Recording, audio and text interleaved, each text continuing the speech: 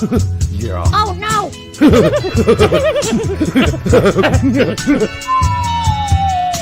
Matt, what the hell was that? Wasn't me, coach. Welcome to the Straight Red Card. Get off our lawn. Welcome to the Straight Red Card indeed. Week 3 for me, without any Jenny Cush on this show. Some people might like that. Some people are like, I'd rather he be stoned off his ass. Yeah. But anyhow, I'm still That can be so lame. Still partaking. Okay, but make sure you like, make sure you subscribe, make sure you share it with your grandma. There are things you probably shouldn't share with your grandma, but this show is definitely one of them. And I was thinking at my age, I guess most of the people in their 20s would only be old enough to be my kids, right? So yeah, maybe not your grandma. So share it with your dad. Share it with your uncle. How's that? I did want to say that KY is not sponsoring today. It was just a 2-show sponsorship, so they're not back. But one thing I was thinking about. They hit it and quit it, huh? I swear. Well, we both. I mean, I don't know about you, but I certainly prefer the Vaseline over the KY, which is that's a problem for the show. And but I was thinking to myself the other day when I was looking at a generic bottle at the Myers. The YK? Of the Vaseline. No. And I thought to myself, it's $1 cheaper, and they both have the exact same ingredients. Vaseline is 100% pure petroleum jelly, and so is the generic brand. So why is Vaseline dominating the market? Like, why would you just... The reason a lot of people don't get generic because it's a mental issue. Not a mental issue. It's all in the mind, basically. That I can't get the generic, like the generic ibuprofen.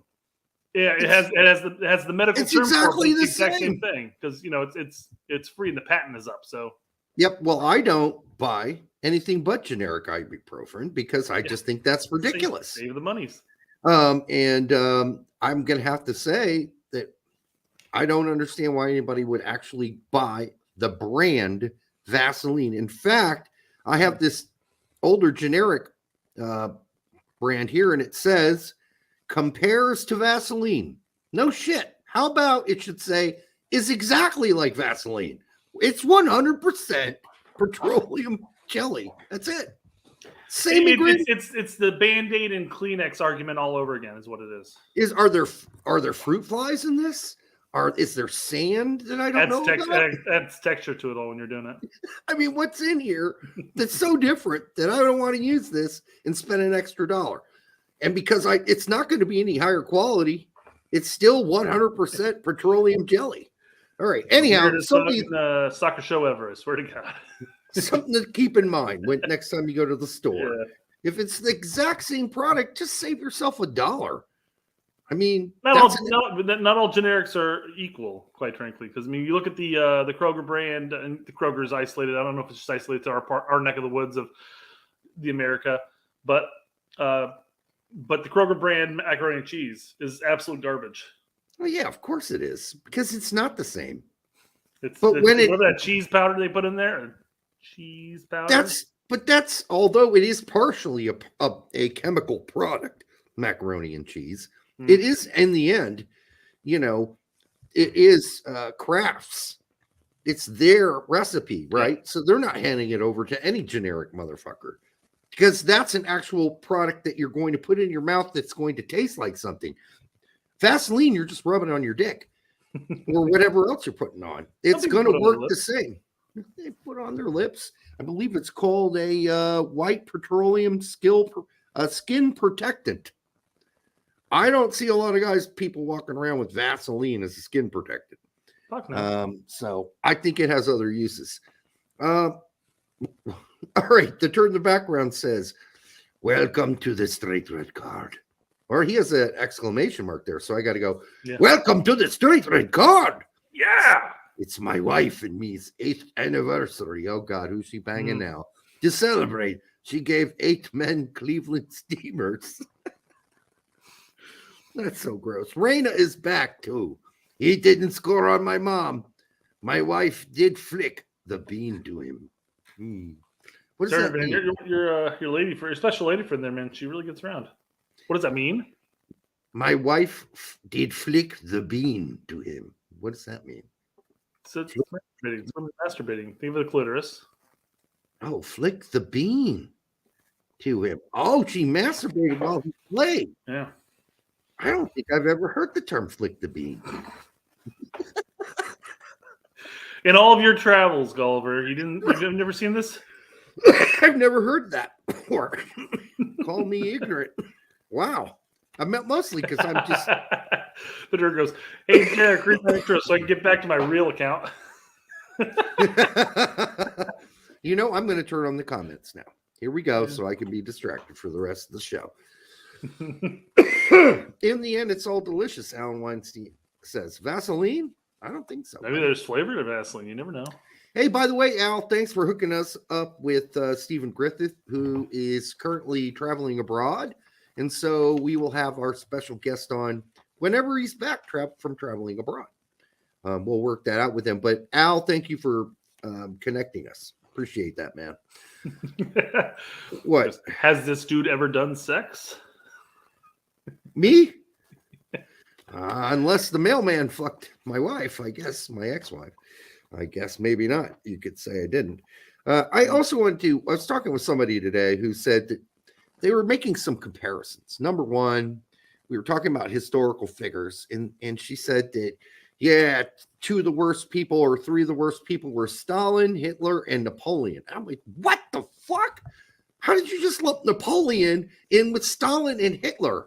Like, have you read history at all? Just a little bit? And then she's like, yeah, he was a midget and all that. He was not a fucking midget. He was 5'6", was an average height at his time. The people that made him a midget were the Brits. They made him, in the British press, turned him into a small person. He wasn't a small person. He was of average age and by average height, not average age. He was not of average age for getting all the venereal diseases he got. But, you know, he was the emperor. But let's keep in mind here, most of the wars that were started against Napoleon were started against him. He didn't start wars against other people. They didn't like the fact that they would start wars with him. He kicked their ass and then, you know, changed the way they were. By the way, he kicked their ass so bad, he turned Germany into a country later. He was the one who ended all those fucking 83, 89, and 107 Prussian city-states. All right. He turned it into a country. Same thing with Italy. Italy was not a country. It was broken up into a bunch of tiny pieces. He made it a country. All right. So there are things you got to give him credit for. He do some bad things. Right? He's doing things for the people. Oh, well, he wasn't giving back to the people of Europe. He just some might call that a hero. I don't think he was the monster people make him out to be, is all I'm saying. And being somebody anybody poses like this is a monster. It's like, I don't think so. Bro, but cool. I don't think there's any problem with that. But, you know, being somebody that's read probably 59 different, now let's make the number 69. The books on Napoleon, yeah, I mean, and the wars, Napoleonic Wars. So we won't get any deeper in that because that'll bore people. What else we got on the side? Oh, Chris Armas. You are making me pull it up, even though I had said we're not going to do that first, but let's jump into your let's throw it in because this is the chucklehead section, right? Chris Armas. I had a video all lined up because it was giving. Oh, you just wanted to fuck it all up. I see. I didn't mean to cuss. You have a video lined up about this? Not about this, no. Oh, okay. I thought you said you had a video lined up. I have a video lined up. Okay, you wanted to jump subjects and go to Armas. That's fine. Well, we didn't. If the video doesn't work, guys, you guys can blame Derek. It's fine. Oh boy, and anymore says Derek reads Napoleonic history because he's short. No, actually, I am above average, or was before I got old, of the average height for an American white male. And length, right? I was 5'11". Now my brother is 6'3", so it always pissed me off that he got all the height. But no, I was not 5'10" and a half my whole life. But less on the length, right? I don't know. The thing is, well, we're not going to get into that. It's too personal.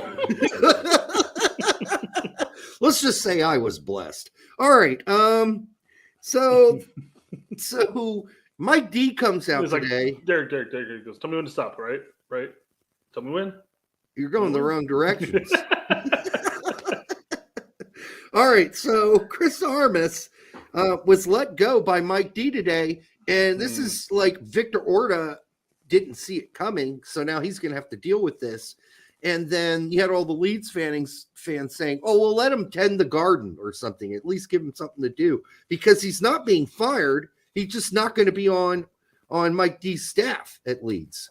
So at that point, you might as well just say he's been fired. I mean, I guess not. Maybe he's on contract, so you can't be fired or whatever.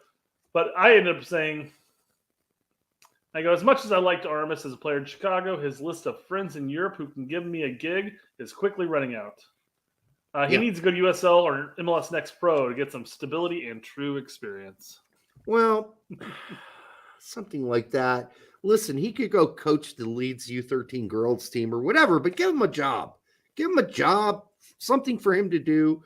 So I think Just Joe was saying, make him sell programs. He's like, that's not how he sounds at all.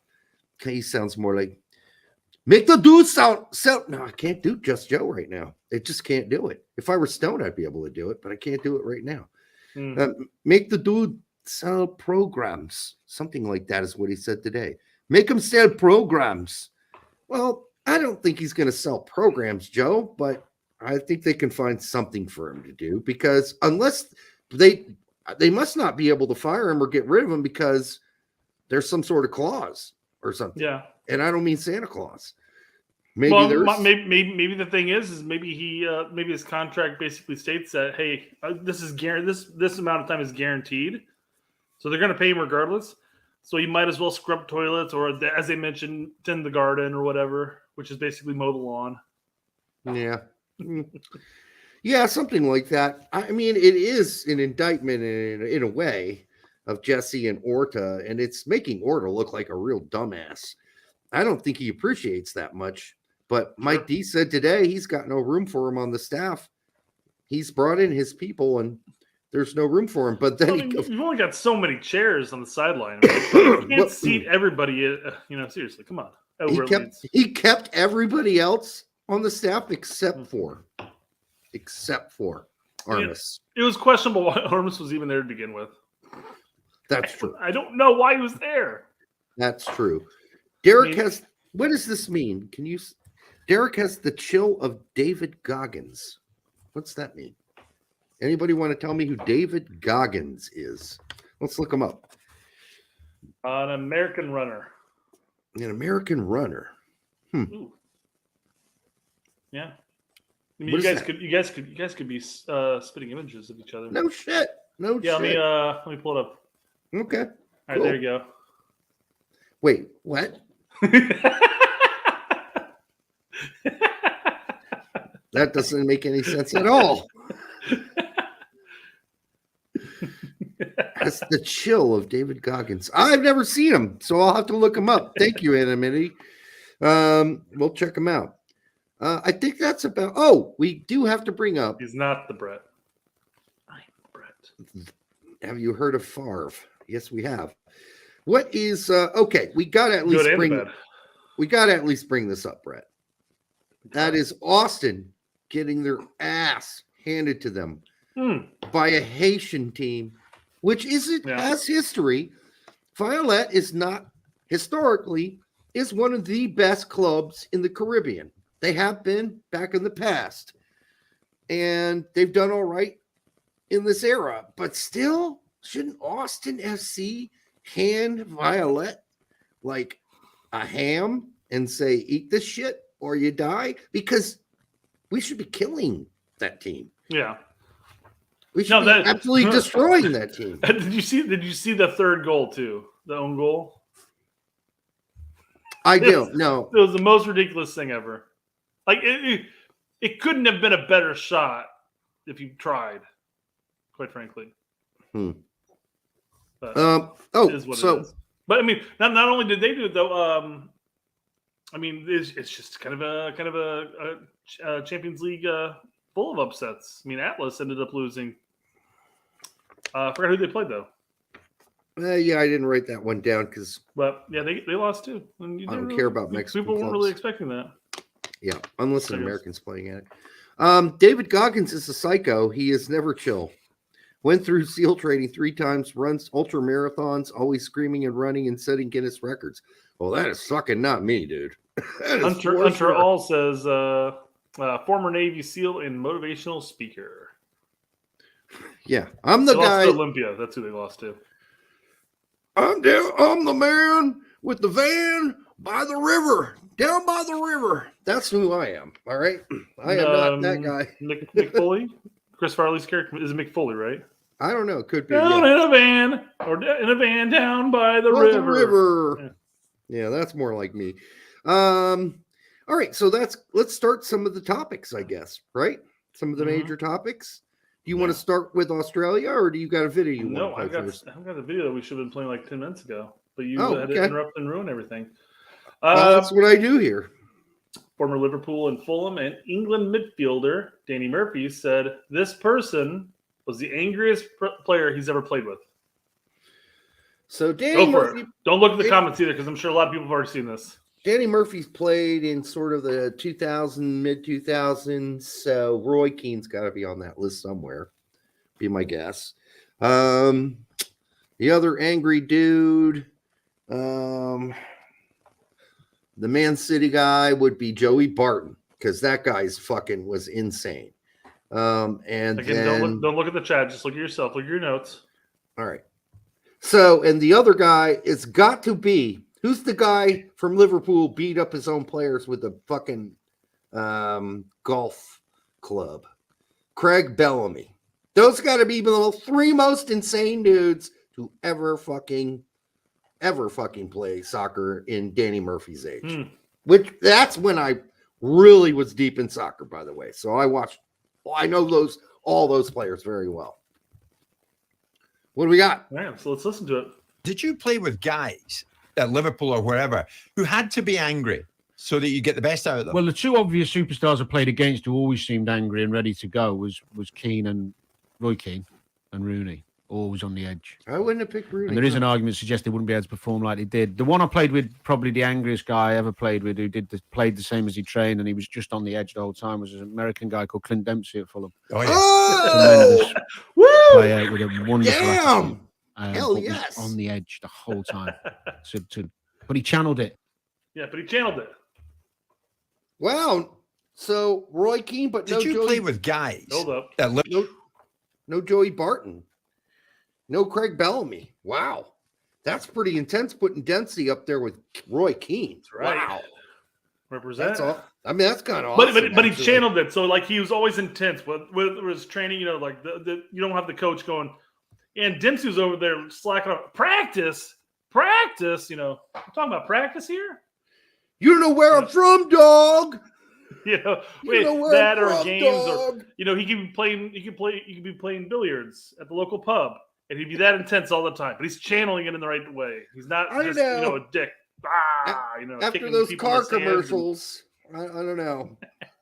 He's chilled since retirement, man. He's not competing now. He's just like he's up on a Paramount's team. He's just like, man, I don't know what really happened there. He's a good guy. Just let him go, Yeah. He's chill. Ramiro Castano says, imagine if Donovan had Dempsey's anger. He would have got his ass kicked a lot in his career if he had the anger that Dempsey had. Well, Dempsey had the physicality to back it up, though. Donovan's a little man compared to Dempsey. Kind of like Napoleon, right? No, because Napoleon was an average-sized male in his day. Okay, in his day, you have to add the caveat there because Donovan is in fact taller than Napoleon was. What is Donovan? 5'8", 5'7"? I don't think he's that. Let's see here. Dempsey's 5'11", 6 foot, 5'11", probably. Donovan is 5'8". And then Dempsey's 5'11", so he's got 3 inches on him. 6'1". Okay, so that's significant. And that's why Dempsey could be the way he was. And Donovan was probably smart not to mouth off and be a complete cocksucker on the pitch because somebody might. Well, if somebody takes a swipe at you, they get a red card or whatever. So I guess maybe he could have been more mouthy. Napoleon was literally the size of an 8-year-old girl. Spread the word just to piss off Derek. What the hell is going on here? You don't need to spread the word. Everybody believes that already. Like everybody does. Oh, Napoleon was this tiny man. No, he wasn't. No, he was not a tiny man. Compared to us now, he was tiny. But back then in the 1800s, and I don't know if anybody has ever gone into a cockpit of one of the bombers from World War II.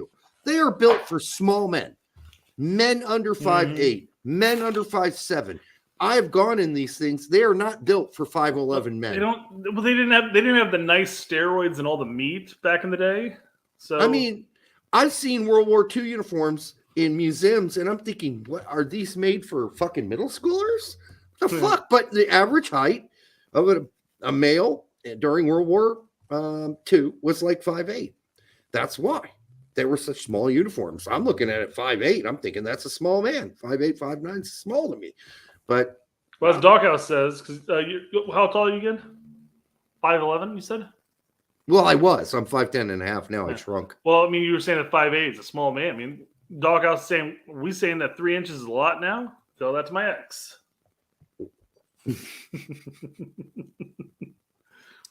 Well, I guess it's what you do with those 3 inches. That's what some people tell me, but I wouldn't know. All right. Let's go on to the next topic. I'm really going to have to zoom in on this because I don't want to ruin the joke here. But our good friend and, somebody who visited the show back in the old day, Bruce McGuire. Good old Bruce. Remember hanging out with him on the day that the team was announced? Indy 11, where we had the big party. And he came out and drank with us. That was so fucking cool, man. I miss those days in a lot of ways. Chatting downtown, right? After it got announced? Yeah, because we were hanging out with Tom Dunmore, Bruce McGuire, Peter Wilt. It was like a fucking great ass party, man. And then literally hundreds of Brickyard Battalion guys when Indy 11 was announced. It was a party that went on till 1 a.m. I don't know. When we got to your place to stay the night, I think we slept for like 3 hours and left. We're like, yeah, let's get the fuck out of here. Let's go sleep in our own beds. But anyhow, yeah, the t-shirts they sell in the mall are different to when I was a teenager. You used to go to like I can't even think of the store's names right now. Jesus Christ, with something Pacific and I don't know. All those stores that just sell the T-shirts that have the ironic, humorous, comments on it or whatever, that get good laughs and whatnot. They're a bit different nowadays, apparently. Okay. You know what? This will be easier for you to read. So, we have a Fet's Luck here. Okay. I think you're gonna find out. This is actually the best one. Okay. I like long walks on the beach and having sex with myself. Okay. Mom pleaser. Oh, Jesus. Dick the birthday boy. What? Vaccinated and ready to fuck. Okay. Sorry you had a bad day. You can touch my dick if you want. All right, that one's pretty good. I think Fet's Luck is the best, quite frankly. Spencer, thank you. Pack Sun, Hot Topic, all those are good ones, guys. I like it. It's depending on the circumstance, but let's say EB came home. She had a really bad day at work. And you said, "Hey, man, I'm sorry you had a bad day, but you can touch my dick if you want." How do you think that should be like, no, good. That won't go. It's like when you did for her birthday, you did the whole dick in a box gag with her. Box. Yeah, I probably shouldn't have done it when her parents were here, though. Oh, that's weird. Yeah, that is weird. That's quite weird. Quite weird indeed. I mean, really. Peter Wilt can drink beer, says Al Weinstein. Yes, he can, brother. But he knows when to... No, it was called a Schlapst. Schlapst. A Schlips and a Pabst Blue Ribbon. He would always mix that shit together. But not in Indiana because no place had both of those things. So he couldn't do that. This was my point. It's like, I don't get these t-shirts. They're too subtle. Yeah, I agree. I think I had a friend who was making his own shirts at one point, and one of his shirts, which was true, he was a former band member of mine. One of his T-shirts said, "I don't have a long dick, but I have a pair of long balls." I don't know what that means, but okay. Anonymous. I mean, we've been talking about soccer actually quite a bit here. We talked about Armis at Leeds. We talked about Yes. Dempsey being the meanest soccer player out there. We Yep. brought up Bruce McGuire, who's a big Minnesota United fan. Roy Keane got a Anyways. mention. Yeah, we're about to talk Joey- about some other articles here. So Joey actually quite a bit. Barton got a There's actually mention. more soccer in this show than normal, actually. So Yeah, I'd say so. Craig Bellamy got a shout out. yeah. He does love his PBR, Hal. Yeah, Well- he does. I don't listen to me. I think for him, that's just like him trying to be cool, Peter, because I don't think he really likes that beer. But he'll drink it because it doesn't get you fucked up. Like I could Oh, drink PBR? yeah, dude, I could drink at least a 12 pack of that, and I'd be walking around like, hey, I'm not buzzed at all. Yeah, the PBR for me, it's like if you have to pick a local overly manufactured beer, like you always think of the big ones, Coors Light, Miller Lite, Bud Light, and all that shit. All the Buds Yes. and all. But of all the major producers of beer, and that large of quantities, I would rather drink a PBR than any of that garbage. Hands down, not stop. I'll drink anything if I'm out partying, but if I'm not, Well, yeah, that's like again the caveat. It's like, yeah, if I'm at somebody's house and all they got is Budweiser, yeah, I'm drinking the Budweiser. who brought the most expensive beer to your friend's World Cup party? That would be me. Mm. I did. I even bought one that I wanted to drink, but I gave it to him, and he didn't open it during the game, which I thought he would do, but he didn't. He kept it. I'm sure he drank it, and he enjoyed it. Tonight I am drinking, speaking of good beers, an Ommegang, and this is the Ommegang. double barrel double. Ommegang, whatever you'd like. I don't really give a shit, but it is it's a Cooperstown, New York beer, one of the best beers in the world. Don't worry, Joey. The rants are coming. Guarantee it. I don't know. We'll see. I I feel like some of the stuff we could probably get you going on it. All right, well, let's Have faith. do it. Have faith. I mean, I feel like everybody's bingo is relying on it, Derek. So you got to go off on it. Let's ruffle my feathers. All right, Brett, you're in Derek, control. this is the second show in a row where we talk about a team we don't cover. Okay. That's the women's national team. I don't know. I'm like, okay. We don't cover it because we don't got the goddamn time to do it. No, I have no time. Yeah. Yeah. But I do watch the games, not the bullshit games that are friendlies. I watched when they play in the World Cup. Not all these whatever things they make up as tournaments. I don't watch those. She believes, she knows it's her cup. I don't know. I'll watch them if I find them, but I don't go seeking them. But once the World Cup hits, I'm watching. And I'll be watching the 2023 World Cup in Australia. And FIFA is shocked over Alex Morgan and Megan Rapinoe's Truly shocked. criticism of bizarre and inappropriate Saudi Arabia sponsorship. I don't know why they'd be shocked. Because Australia and New Zealand came out before both of them or did it simultaneously and said, no, we're hosting this and we don't want a country that doesn't allow women to actually even go to soccer games and watch it or drive cars or not get raped without 5 witnesses to prove that they, it wasn't like a acceptable, like they wanted the gangbang instead of it being rape, which is what it actually was. So we're talking about a country in Saudi Arabia, and we talk about all kinds of other countries, right? And how horrible and bad they are. Like, I don't know. Does anybody talk about China being horrible? But there are all kinds of countries that do horrible things. And here we are. We have a couple players who finally stood up and said something, but we're not hearing a lot about it, are we? On other major, like, we're not hearing about this Alex Morgan, Megan Rapinoe stuff being talked about on most of these sports networks.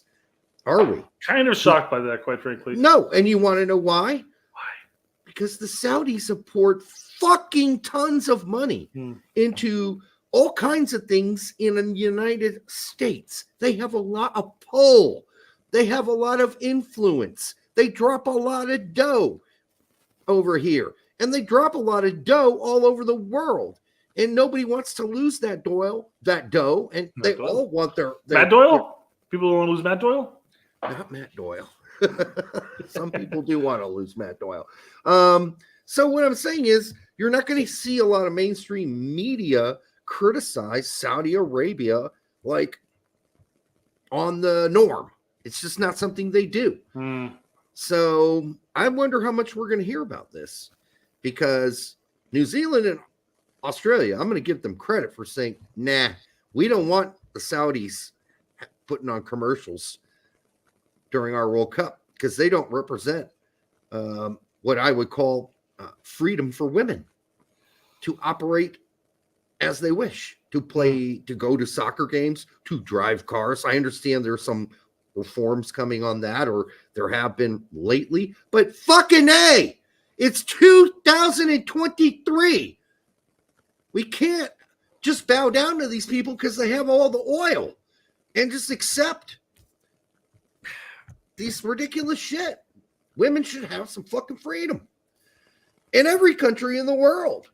Every country at this point. This is not 1880. This is not 1725. This is not 1611. This is not 1222. We're talking about, we're in fucking 2023, and there are countries in this world who do not recognize the basic human rights for women. So no, we don't want your sponsorship. So plaudits, thumbs up to Australia, thumbs up to New Zealand. I can't believe I'm saying this, but thumbs up to Megan Rapinoe, and thumbs up to Alex Morgan on this one. On this one specifically, they're right. We don't need their money. Fuck them. Go get Budweiser. Go get Amazon. Whoever to sponsor. Well, and by all means, I understand the argument here. And what if FIFA literally just does this right here? They might just do it anyhow.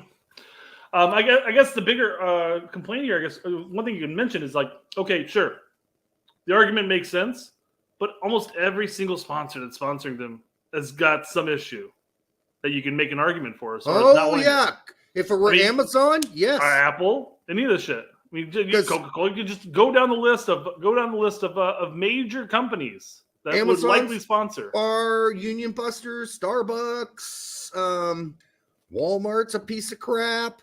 I mean, we can go down the list, but so it's going to be really hard to pick a corporation who can sponsor this. People's like, we can't have any money. No money. Most of the major financial groups and organizations and corporations are creeps and are all up to all kinds of fucked up shit. Yeah. So, it's really, I don't know. You're right. In that sense, like, who are you going to have sponsor this? Some mom and pop shop on Main Street? No, they don't have the money to sponsor a World Cup. So they might be the only sponsors in the end, though. Quite frankly, I don't know. It is what it is. But yeah, the whole FIFA shocked is just a catchy title. There's no way they're fucking shocked. They weren't shocked. And they're feigning shock. They're like going like, oh no, we didn't know. I tell you what they really are. They're not shocked. They're pissed. Yeah. They're upset. They're angry because they went out and they busted their balls and they got this great sponsor willing to puke over all kinds of fucking dollars and cents for this World Cup. And now Australia and New Zealand are saying, nah, we don't want that money. Go get some other dirty money that's less dirty. You think they saw Qatar and said, well, look, Qatar flat out told them 2 days before the World Cup that they're not allowed to serve beer. And snub their nose at Budweiser there. And they didn't want to see any public affection between people of the same sex. Can't wear those shirts with the rainbow colors on it. Can't do any of this. All at the last second. Right as people were getting off the planes, rooting for their teams. Bam. There's two ways to look at this. All right. There's the long-held belief by Western countries that if we just interact enough with these other countries that are stuck in their ways about women, etc., then eventually they'll become westernized and change their ways. And I mean, not all things Western are great. Trust me, they aren't. I mean, we just mentioned all the corporations. Hunter says that you forgot Nestle. Nestle actually contemplated on a way to get around certain laws on freshwater, especially freshwater runways like rivers and stuff, of trying to control all the fresh water. Dude, we're not even. You have to get water from them. We haven't even talked about the fact that there are slave laborers in the fucking Congo. They had a documentary that came out that long ago. No, in Congo. I'm saying in China. In China. But there's a woman. She's probably in her 20s. She's got a newborn baby on her back, wrapped on her back, and she is mining for cobalt so they can build more batteries. And there are other people mining for lithium so we can build batteries. But nobody's going to talk about any of that corruption. Nobody's going to talk about there are people being exploited across the world for cobalt. Who cares? They're just people in Africa. Fuck them. We need our goddamn electric cars. So here we are. I mean, that's a conundrum we got to talk about. I'm sure they mine the cobalt and the lithium in a very ecological way, so it doesn't ruin the environment. Correct? Oh, I'm sure it is. And they mine it in such a way it's in a place that no one no. The guy that did the documentary literally had to track through jungles and forests to get to this fucking to film it. He put his life on the line to film this shit. So anyhow, I'm not going to get into that because it gets political. But the point is, there's a lot of corruption out there, and it's really hard to pick somebody that you want to sponsor for you. Like, at least, I can't think of the thing that Coca-Cola and Pepsi have done recently because they're just fucking drink companies. Poisoning the youth with that garbage, even though I drink it, whatever. Well, and it makes people fat and die of diabetes. So that's out. They're done. Beer, some people drink too much of it. They get alcohol, become alcoholics. They die. No, they're out. All the beer companies are done. Whiskey, they're the same thing. All alcohol. So who do you pick? I guess in the end, who is clean enough? What corporation has Churches, a clean enough? Right, the Catholic Church. Enough, right. They're a good candidate to sponsor a World Cup. Brought to you by the Pope and the Catholic Church. I feel like he's going to be biased for Italy. You know, I got on his side. I understand people who are going to say, then who do you pick and who is okay? That's like saying, okay, we've done all kinds of crap in the world. We've done lots of bad stuff. So why do we get to hold a World Cup? And because we have the infrastructure already built. I mean, we do horrible things all over the world and have for fucking as long as I've been alive, and stuff we don't even know about. And yet we're bitching about Qatar. Really? We're bitching about Saudi Arabia like we're morally better than them. I think there is a difference. I don't believe in this moral equivalency dribble. I think you got to draw a line somewhere. I think letting women drive cars whenever they're old enough and all the Derek, you've been on the street. Do you really want to be in a country where women drive cars? Come on. I'd rather they be able to drive cars, even if they drive them poorly. All right. So Morgan says, I think it's bizarre that FIFA has looked to have a Visit Saudi sponsorship for a Women's World Cup when I, myself, Alex Morgan, would not be accepted and supported in that country. No, they probably wouldn't. You'd be accepted. You might not be supported, though. But you'd be accepted, and you'd be supported as long as you stay in line. It's bad. It's a weird comment to make. It is. I mean, accepted and supported. I think she's trying to say that I was the same rights as a man is what she's basically trying to say. I'm assuming that, and I think she's also saying I wouldn't have been able to be a soccer player. The Saudi's got a soccer team. Huh, that's what you call that? I don't know if I call that a soccer team. It's kind of like, So Rapinoe has an option. She's come up with an idea, brainstormed a thing that Visit Saudi could do. She says, I think the sponsorship is totally inappropriate. If they want to do like a 20-year-long women's empowerment project and then in 2043 sponsors a World Cup, that would be something. But I think it's kind of just further proves the corruption and the thought process of FIFA. Well, there's no doubt. Rapinoe's got one leg out of the team anyways at this point. She doesn't really care if she burns bridges on this front. I mean, you can say corrupt. FIFA's corrupt, absolutely, but I mean, I like this comment by her because FIFA is corrupt, 100%, or has been for years, and now they're just, if they're clean, they're still arrogant as fuck. That's for sure, and they don't listen to anybody. They are deaf to anybody's criticism. Remember their whole fight against racism? Effort? There was no effort involved. It was just little shit that they put up on. Derek, come on. They just put shit up on the fucking billboards. Yeah. That's it. That's the fucking extent. They all held banners before the games. Problem solved. That was the extent of FIFA's give a shit level about ending racism in soccer. They got photo ops for it. It's all good. Yeah. Well, anyhow, they're fucked ups. They're fuckers. They're corrupt. I mean, even if they aren't like legitimately, technically corrupt, they're corrupt in the sense that they don't think their shit stinks, and they think they can do whatever they want to do, and that you need to just get along with it. And we'll see what they do here. They might tell Australia and New Zealand to grab their ankles and bend over and accept this deal. When your organization makes something like $6 billion in revenue for a men's World Cup every 4 years, and it's going to always increase at this point, I think that they probably have something to prevent their shit from stinking. I mean, they can afford it, at least to invest and try to figure out technology to make sure their shit don't stink. Perfume toilet paper? Yeah. All right, let's move on. That's enough of this shit.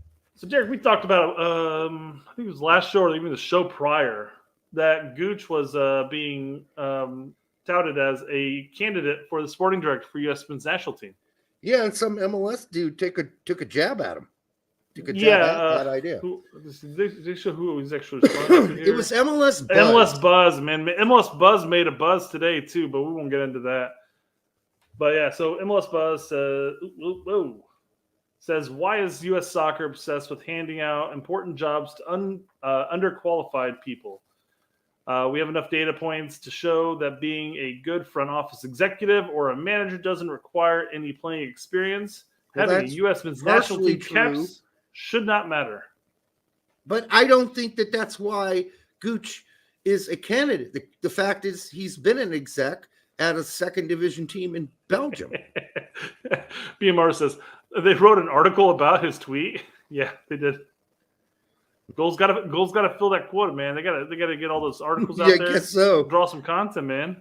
But DeMarcus Beasley, our Hoosier native friend, says trash response. Please explain why he isn't qualified. And that is absolutely true, DeMarcus. He doesn't explain that at all. He just puts him down for being he's got player. national team caps, ergo, Derek. He's underqualified because he must be dumb. He's a soccer player. Is basically what that's saying. And I'll even take away his football playing career. Thank you, DeMarcus. Saying you don't like him as a candidate, cool, but not qualified. Yeah, tell us why you don't like him. And no, here's this MLS Buzz, you fucking fuckface. I don't want some goddamn Harvard fucking schmuck taking the job. I don't want a suit in that job. No, I don't. I'm done with suits. I've been done with suits since fucking 2004. I've worked in corporate America. Fuck suits. I would never go back to a job like that because they're all fucking self-involved pricks. That's what they are. They don't care about anybody else but themselves, and they're greedy motherfuckers. I've been there. But Derek, our last soccer player who has soccer national team camps clearly didn't work. So why not go with a suit? Fuck suits. Give me one reason why a suit's not better than, say, Ernie Stewart. Fuck Silver Spoon Ivy League pricks. Done with them all? They could all go fuck off and just go hang out at the fucking, and do their stocks and trades and screw us all and take all our money because that's what they're good at. So let them do that and write for all the major papers so they don't reflect anything what the average American is concerned about, like our jobs, like our health care, like let's not our educations. Let's not talk about any of those real things. Let's just have these Ivy League silver spoon fucks rule our world, which is where we are right now. That's where we are. Remember when journalism was the job for the grunt, the kid that got out of college with a journalism degree back in the 60s and 70s and wrote for this local paper on local issues that people that they actually were in the town and city that they were writing for cared about? We don't have that anymore. Indy Star, all these papers are owned by like 3 fucking different companies. True. We're broken, buddy. Same with local news. It's a broken system. Yeah. It's broken. There's your rant of the day. Shit's broken. We're going to keep going with this, Derek, because this is great. But I mean, it's not like the sporting director does anything special. I mean, they just got to like hire the next U.S. men's national team coach, right? I mean, a suit could do that. A suit I don't think could a do soccer it, player could do that, right? but I think a suit doesn't know who the fuck Jose Mourinho is. I don't think a suit knows who the fuck Jesse Marsh really is. I mean, if he's coming straight out of some sort of jackassery college and he's a suit for an executive at a college where he's the vice president or the president or whatever he is with that college, you know, the vice president of Princeton. Oh, here I come. You know, Indeed. To save the day. He doesn't know jack shit about coaches that he's going to hire. Right. Oh, he's good. U.S. Soccer will post a poll like, hey, who do you guys want as the next coach? You want this player, this guy, this guy, or this guy? And they're like, oh, look, clearly they've spoken. That's not how he's going to do it. He's going to bring his little process. He's like, well, I have a hiring process, and that's what I'm going to do. I'm going to go through my hiring process, and I'm going to go through all these tests and questions. And then based on certain characteristics that I'm going to input into a computer somewhere, I'm going to choose my coach. Yeah, fuck that shit. I don't want anybody involved like that. I want somebody who can taste, smell, and see what we need going forward. I don't want some guy that has no fucking clue about soccer, no clue about. So don't give me no exec. I don't want an exec MLS buzz. You go suck that Ivy League cock on your own. I'm staying here. I want somebody who knows the biz, knows the coaches, has been involved in this game for the last 20 years and knows who the whole spectrum of all the coaches in the world who have been involved in coaching national teams, right down to the guy who coaches El Salvador, by the way. That's what I want. I don't want any suit in that position. Fuck the suits. We should be done with suits by now. Have we learned nothing? Have we learned nothing? Suits clearly, Derek. Suck. Come on. Suits suck. It's all rinse and repeat, rinse and repeat, rinse and repeat, rinse and repeat. And I wore suits for a long time. So I'm coming from a position of knowing. Okay. Derek, do you want to take a second to read the bigger picture here? Onyewu earned 69 U.S. men's national team caps in his career while playing club soccer with numerous European teams, including, we know all this. Since his retirement as a player, he spent 16 months as an executive in Belgium's second-tier club, Royal Excelsior. Well, nobody uses the Vitron part. Leaving that post last fall. Okay. Yeah. It's small. It's very small. So yeah. But I mean, I guess to the point that Beasley was trying to make is, hey, point out why he's unqualified, and people are just going to indicate that he's a player. And I know you brought it up last show that he's also on the board. I think you brought this up. He's on the board of USSF, which makes me nervous. Will this be another yes man role filled? Or he's fairly new on the board, though. He hasn't been there for very long. That's a great way of looking at it too, as well. I mean, I guess it has to be since from the fall. I mean, he was prior over at Excelsior during that time period. So think you double time it? You can double time it, yes. Yeah, fair enough. Yep. But I mean, point out where he's unqualified, and he's got some experience, and that's enough. That's more than a suit would have, as you would say. Yeah, I just don't want any suits, dude. I'm done with them. I don't think fuck the man, I swear. Listen, I don't even like if it's some guy that's been involved at the ground level of developing youth soccer in this country for the last 10 years, and there are people that have been, and they have made a lot of good decisions that have led to players like we're getting now. Maybe that's a guy you consider for not just sporting director, but technical director, merge the positions because this person obviously is making good decisions. But I don't want a suit. Anybody who wants a suit, I'm done. Done with suits. Yeah. So there you go. Okay. Players won't respond to Derek's beer swilling style. I don't think there's going to be any real issue with that. I think once the players would get to know me, they'd like me. By the way, at one point, one of the top rating execs in a business, my people that work for me love me.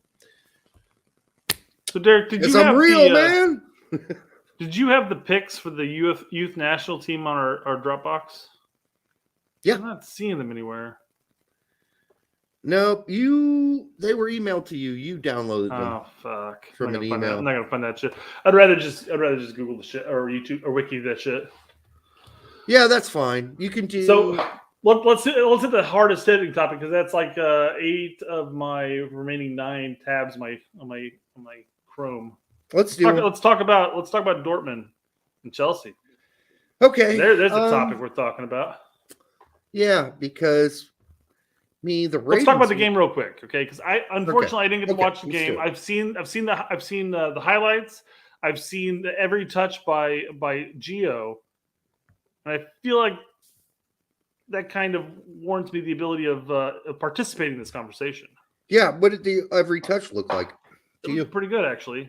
Yeah, it should. I mean, it did. Here we go. Let's just pull up the stats, I guess, before we do anything. So here's the stats for his game. He had 85 minutes, 90% passing, 4 chances created, which is the match highest. 3 out of 3 dribbles, successful dribbles, 2 out of 2 accurate long balls, 8 duels won, 3 balls recovered, and Foot Mob gave him a 7.6, which we'll also get into some other ratings here in a second. Sounds like a more reasonable rating, and I'm not even a Foot Mob guy. I think they're usually full of shit. I would have given him like a 7.2. On top of that, he covered the second most ground in the match, which he's so lazy. Which squashes the concept of him being lazy. And given the fact that he had all the tackles, and I'm good, just me looking at the stats, guys.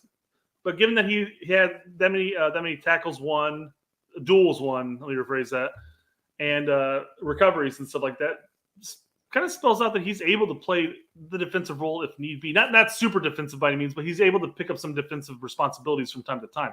Because that's the biggest argument people have when you say, well, why don't we play him as one of the 8s? Or as a 10, quite frankly. Even though, as Derek would say, we don't play a 10. But why not throw him out as one of the 8 options? Why do we have to throw him up as one of the wing options? Well, he can't play defense. Well, yeah, he kind of can. He doesn't have to be super defensive, but... I think one of the arguments was like, okay, he ran out of gas in the second half. Watch the second half. Does he run out of gas? Or is he actually running all over the field going, give me the ball. Give me the ball.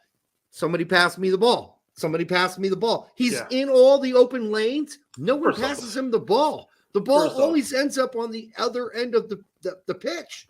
At the other side of the field, Read the title. Read the title of this article. Chelsea versus Dortmund Champions League player ratings. Raheem Sterling steps up. Gio Reyna disappoints. Bullshit, Jonathan Johnson. When you break down, nope, here we go. All right, when we break down his stats, he gave him a 6. Okay, so clearly the disappointment must be that he didn't score 5 goals and get 2 assists. Yeah, did he need to be an 8? He said that he started well and lively before he put in a good low cross when unmet.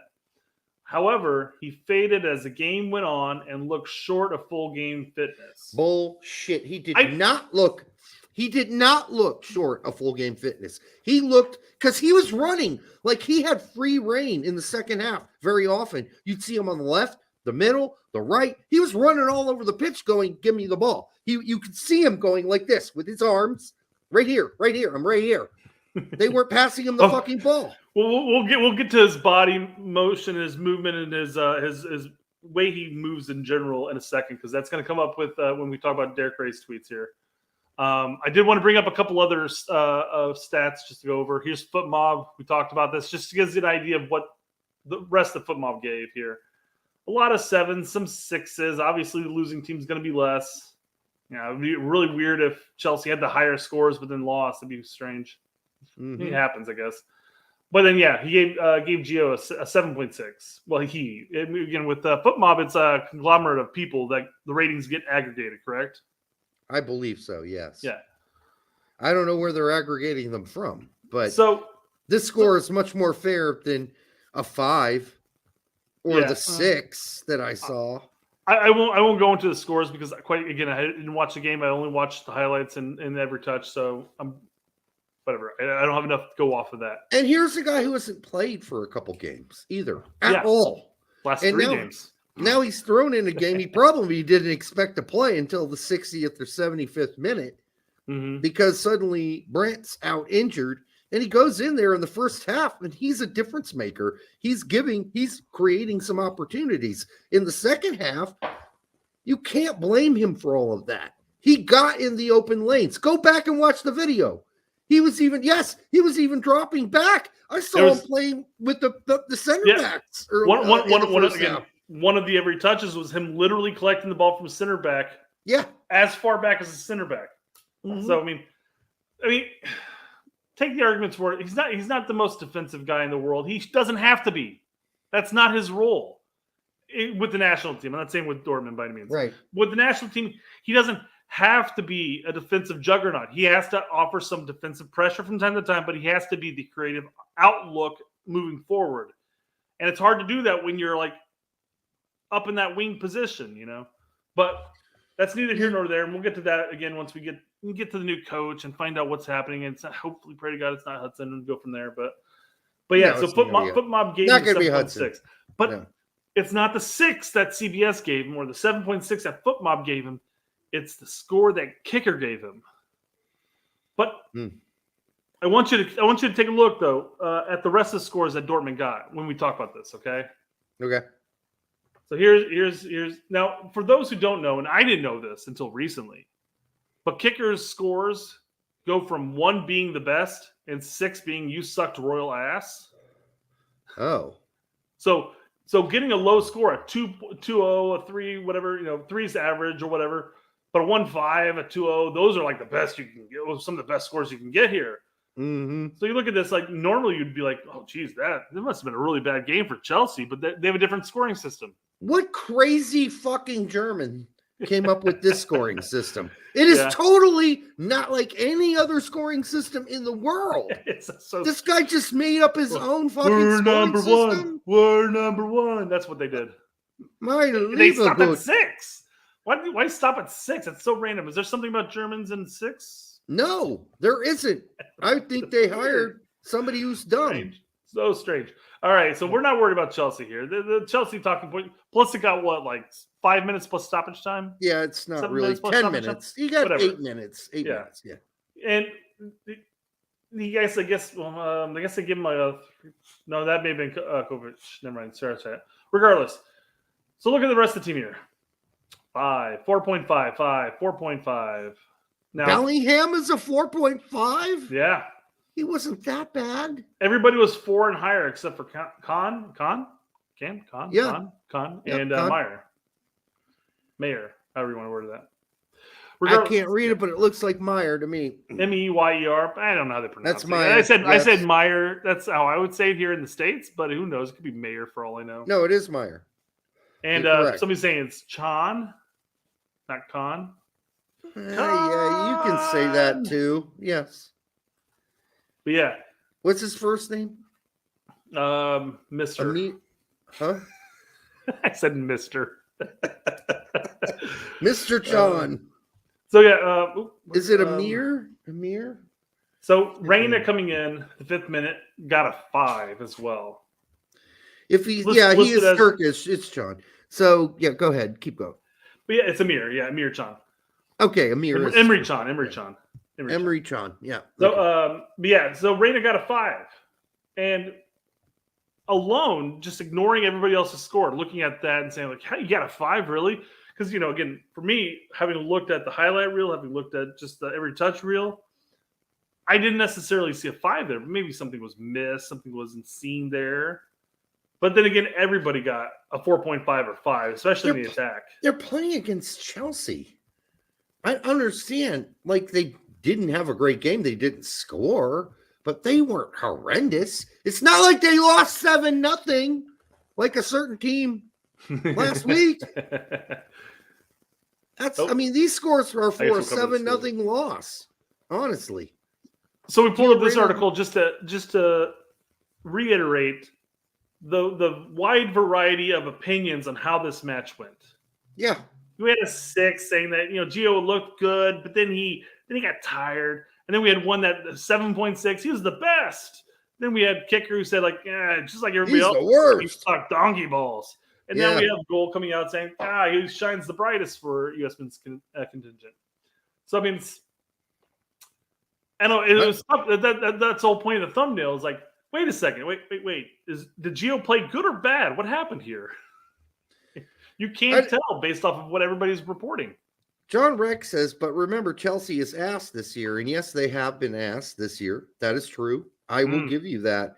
However, they just came off a win. But, I mean, I got it, versus Leeds. But you look at the lineup they have of players. They've got the players. 100%. They've got the players. They shouldn't be as bad as they are. They have should the players. not stink this bad. Yeah, 100%. 100%. They shouldn't be sucking donkey dick like they're at a fucking GGG goddamn film. They should be goddamn more, together than they have been. So, Al Weinstein, thank you, Al, for the $1.99. And by the way, folks, we got to depend on the super chats at this point for making any money because YouTube is hating quite on frankly, us. YouTube hates us because we curse. We're gonna do something special, like either just go to the members on our channel or really hardcore focus on our Patreon, because we cannot rely on YouTube ads anymore. YouTube ads is really kicking us in the balls. They've killed us. And the show's not popping up for some people anymore because we curse. I guess everybody everyone under the age of 30 will be, brutally, emotionally scarred by hearing me say fuck.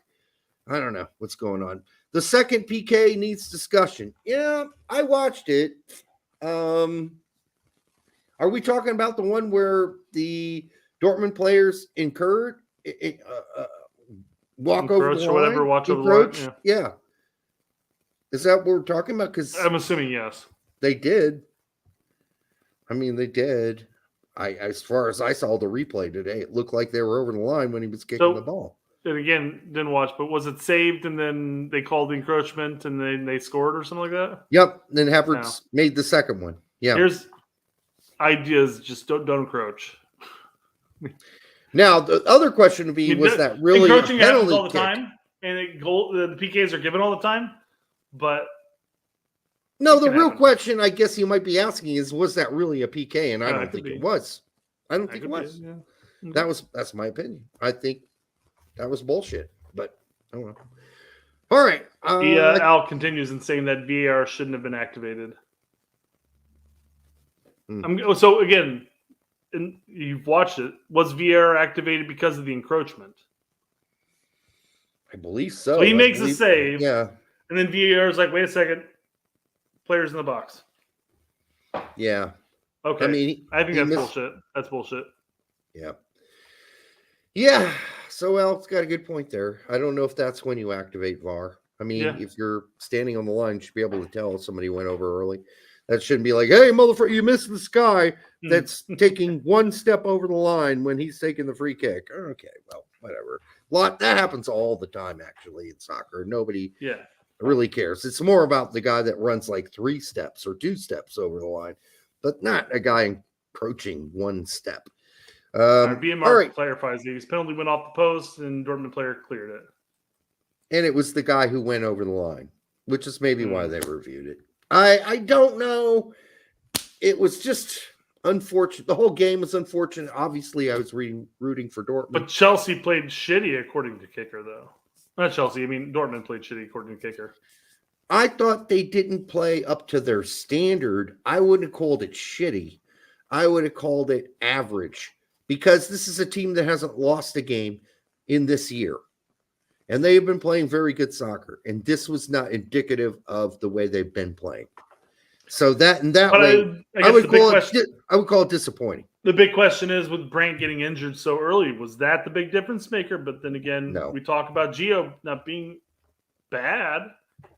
Not saying that he was great by any means, as everybody's indicating, but is Chris Garrett for $4.99? Yeah. You mentioned Adolf in the first 5 minutes, so you won't get monetized. Do more recorded shows so you can censor your 80 swears. Good for algorithm too. Chris, here's the crazy thing.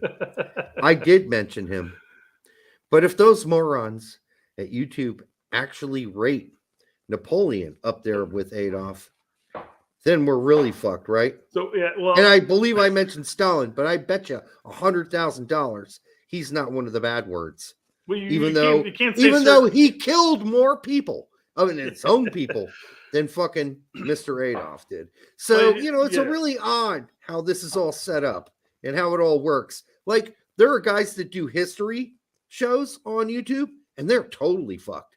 They can't even show footage of World War II because there's a tank with a symbol on it that's bad.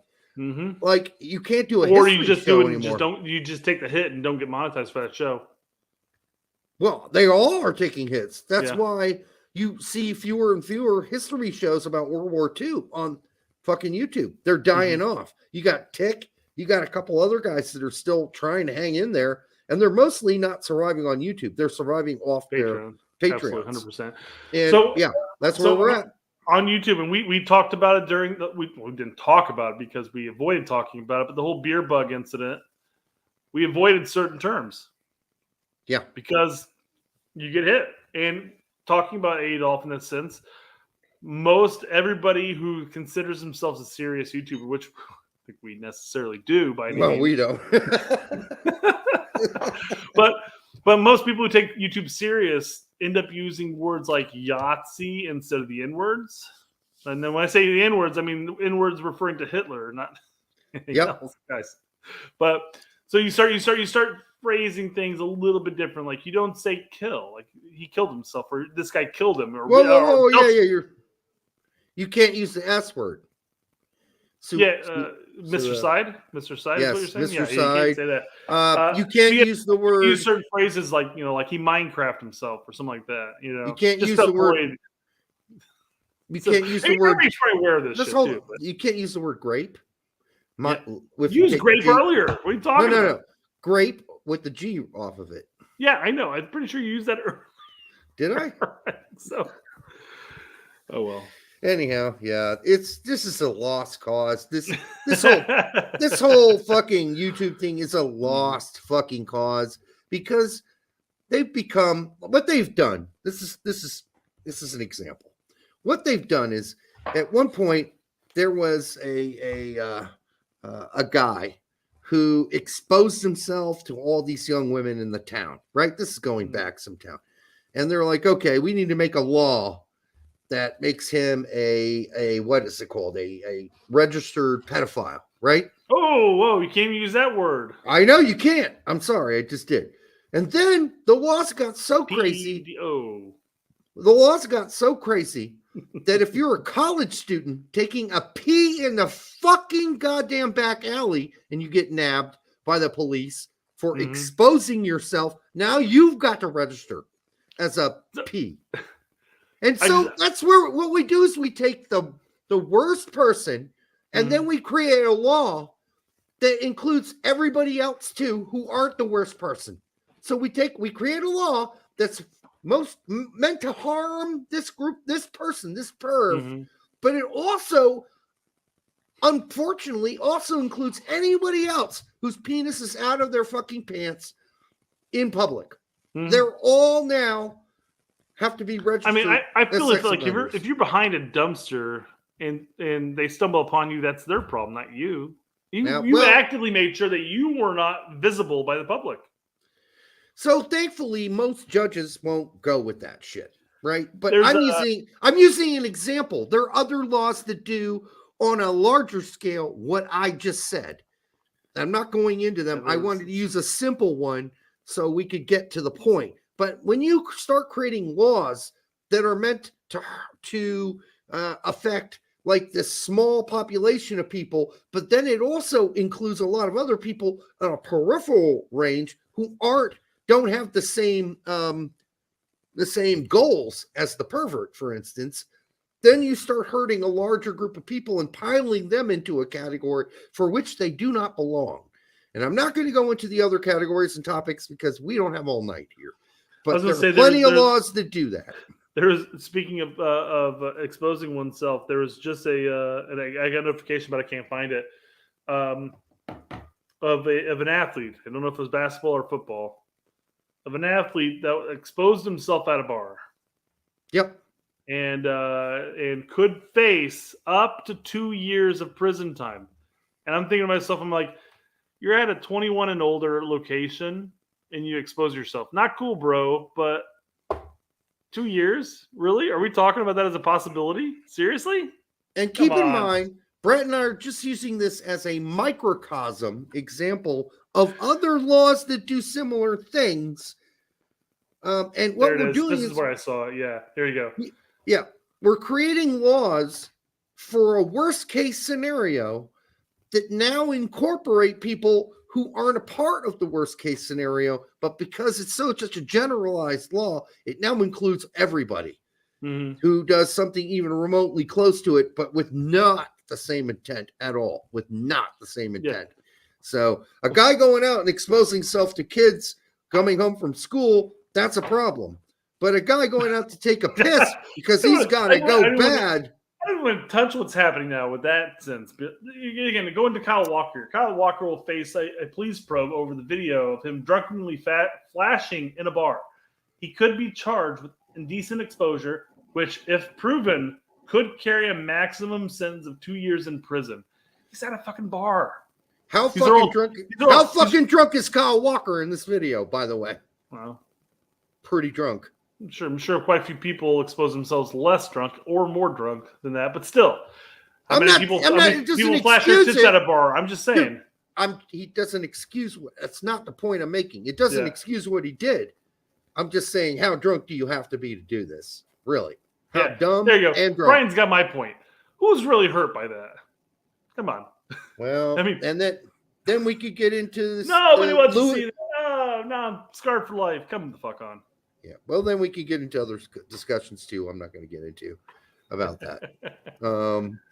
It's like, hey, bitch, do you know how to hang up a phone? I mean, seriously, if you think you're being sexually molested over the phone, just fucking hang up the phone. How hard is that? I think that was a joke by Dave Chappelle. I might be wrong. But anyhow, what else we got? So we're still on the Dortmund talk here. So I want to get into Derek. This is all in reference to Kicker's 5.0 rating for Gio. So I don't know. Do you want for those who keep track, Gio Reyna's 85 minutes as a sub was not marked highly at Stamford Bridge by influential kicker. Reyna was given a 5 based on the 1 through 6 German school mark system, where 6 is the poorest. Oh, that's where they got it from. Okay, makes sense now. Thank you, Derek. Reyna, one of 4 BVB players. Why didn't you just say Dortmund? I guess it's shorter. Players given a 5. Julian Brandt was badly missed. Yeah, I don't know about that. Sure, I think that's. I don't know if is Derek Ray endorsing that 5. I can't tell by this. Well, continuing with we're gonna go down a rabbit hole here, but he doesn't necessarily specify one way or the other. He just specifies it as a fact that Kicker gave him the 5. Why would you say one way or another? Why would you endorse Kicker and say Kicker? I don't get it. Why put jack shit up and say this is a good rating, or imply it could be? There you go. Read that. There you go. For me, he was a 4, but certainly no better than that. I disagree. However, I trust Kicker colleagues. Oh, he sucks their cocks on occasion. Whose full-time job is to watch and deeply ass every BVB game. This one seems slightly harsh, but maybe less so if you're lubed up, watching the whole game and not focusing on one player. Our good friend Al Weinstein was in there. Hey, Do you Derek, know- do you know what the criteria they use to come to this rating? Vaseline. Experienced reporters who specialize in that team on site using their eyes. That's simple. Well, their eyes were broken. That's all I got to say. So here's what I think. Kicker, at least the people who are giving the kicker rating are actively looking at Dortmund week in, week out, year in, year out, saying, okay, here's I'm watching this team. And then they see them lose 2-0, giving up the aggregate of their 1-0 lead. And they lose 2-0 to a Chelsea team who's currently like 10th or 12th or whatever the fuck in the EPL. And they're probably going like, they didn't make it. They didn't create enough chances. They didn't do this. Everybody gets a 5. You get a 5. You get a 5. You get a 5. And that's what it is. It has nothing to do with the actual stats or how well, quite frankly, that Gio may have played. Maybe Gio didn't necessarily wow them by any means, but his stats prove that he still produced well enough. He had the most chances in the game. He had good. He won all of his duels. You know, Passing percentage was perfectly fine. But a 5% of, oh, sorry, 5%. A 5 out of 6 is pretty crap. you know when I come on the show, Brett, You do. and I say, I'm not going to criticize or say anything about Matthew Hoppe Yeah. for personal reasons. Mhm. And at least I'm really honest about it. And I say, I'm not going to criticize him or talk about him in a negative way on this show. And I'm really honest about it. I'm not faking it. I'm just telling you why I'm not doing it. Okay. That's what Derek Ray needs to do a little more of here. He did a little. He said, you know, I'm affiliated with the kicker guys. I like the kicker guys. I Well, suck he doesn't their necessarily cocks on the affiliated. side. But it's like, I trust them. They're good guys. Occasionally, They know they what they're give doing. me a reach around. Occasionally, I give them a reach around. And so but he doesn't really tell you that he seriously disagrees with this. He just said, I sort of disagree. It's a little harsh. But he needs to be really honest about his relationship with kicker, which, by the way, is a really, really close relationship. So he might as well just come out and say it. Listen, I usually trust these guys, but they're wrong here. And because of my relationship, I can't really get into how wrong I think they are. Shit. I mean, in a very lesser degree, we talk about Pete and Tack a lot. And we sit there and hey, we work together. We work together. We collaborate together, and we typically agree with most things, but we disagree with them on this front. We disagree on a couple. We don't go into it. We don't go into it seeming that we're like completely opposite. We're not opposite, but we're like not affiliated at all. We have some connection. And I'm not saying that Derek. I don't know Derek's connection with kicker by any means. I'm going solely off these tweets. He does mention how he respects them, and he will tend to lean into their opinion. But apparently their opinion is based solely off of the eye candy. What happens on the field? And again, losing 2-0 to a team that's struggling in EPL right now probably wasn't the most pleasing thing for the eyes. He might have replaced eyes with cocks, and he would have been just as accurate. I don't know how you watched that game, and I did, again, for the second time today, and think that all of those players played that horribly because they simply didn't. And I would say Chelsea played a pretty competent game. And based on the players that they have, Chelsea, they actually played a good game for once. And maybe that's more indicative of Chelsea finding themselves than it is how bad Dortmund played. I think you got to put the lineups next to each other and be honest about that. So somebody mentioned the ratings across the board, because obviously Derek was just talking about the score of that Reyna guy. He didn't mention anybody else really. And somebody brought up and goes, "Hey, looking at the score, basically everybody got like a 4.5 or a 5, except for John and Mayer, whatever." Maybe this is just indicative of them being disappointed, more so than an accurate portrayal of what happened. If you're disappointed, then you shouldn't be a journalist at kicker, because that's not your fucking job, moron. Your job is to be as subjective as possible, or objective as possible. Yeah, very, very subjective, Derek. I think Yeah. they hit all of it there. They're being way too subjective about this. That's the problem. They're letting it hit their hearts. Mhm. That's not how you rate a team. And somebody else said, let me see if I can find it here. Somebody else kind of said that, well, no, you gotta use the stats to do your ratings. No, it's Okay. both. You use your eyes and you use the stats. Because Your stats can be eyes can deceiving. fool you. Stats Stats can deceive you Yeah. too. So how many times do people point out like Zimmerman or Long and say like, oh look, they had a great game. They completed like 97 of their passes, but all their But did passes you are watch just it? lateral back and forth the entire game. Yeah.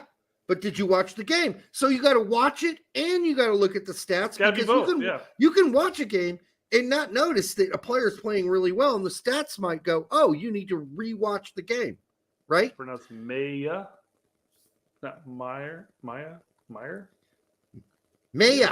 Not Maya is what he's saying. Yeah, it's Meyer in the United States, but I think he's technically correct. It might be Mia? I don't know.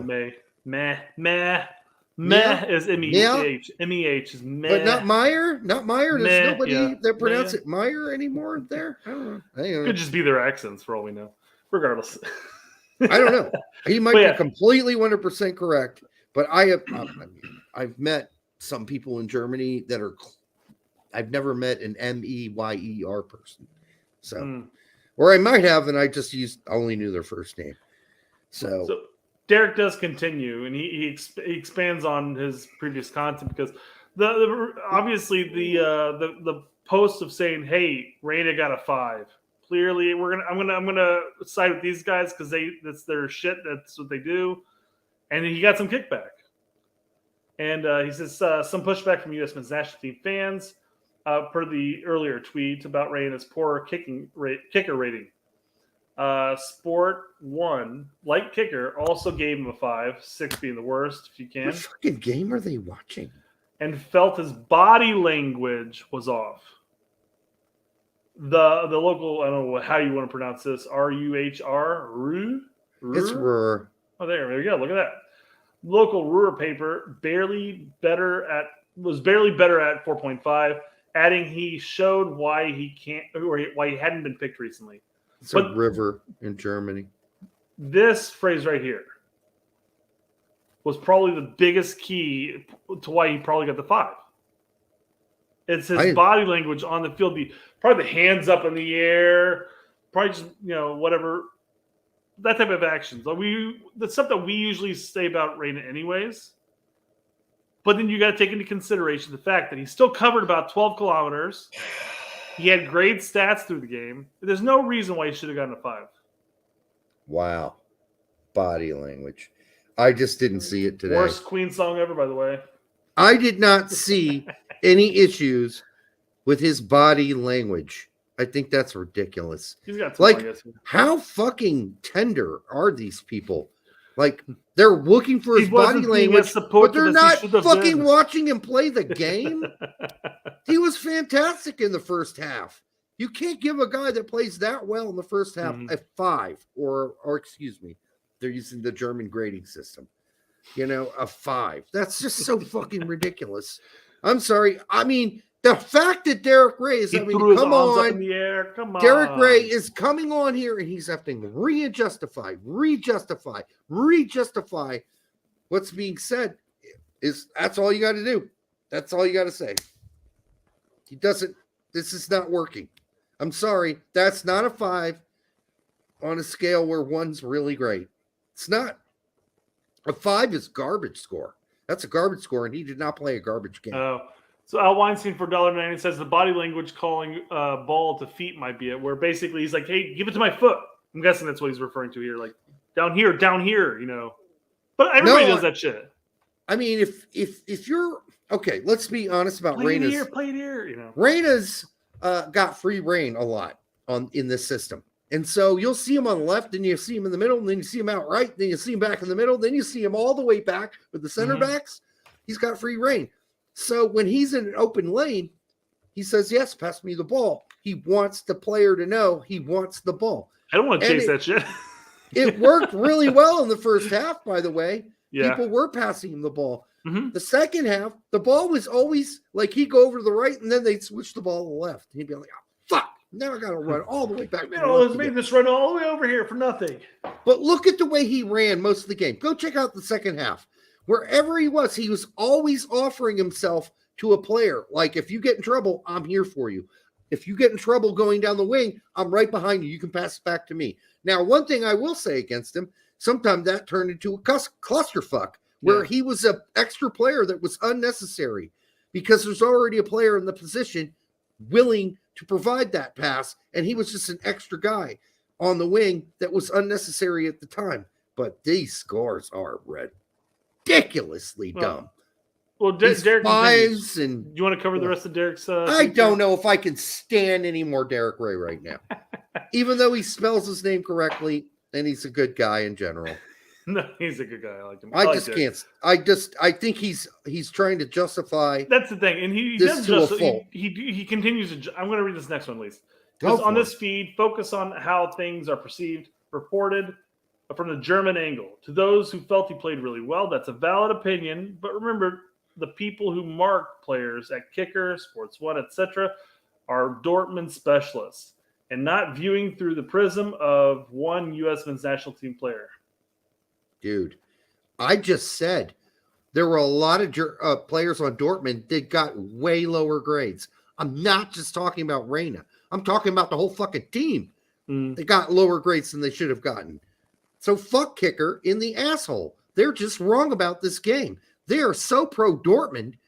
They are so fucking disappointed that they just gave everybody a flat, horrible score, which is 4.5s or 5s, but it is. They're wrong.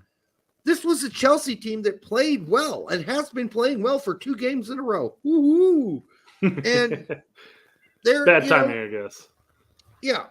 So I just don't think that this is a fair thing. And that's okay. They can have their problems with the whole Dortmund team if they want to.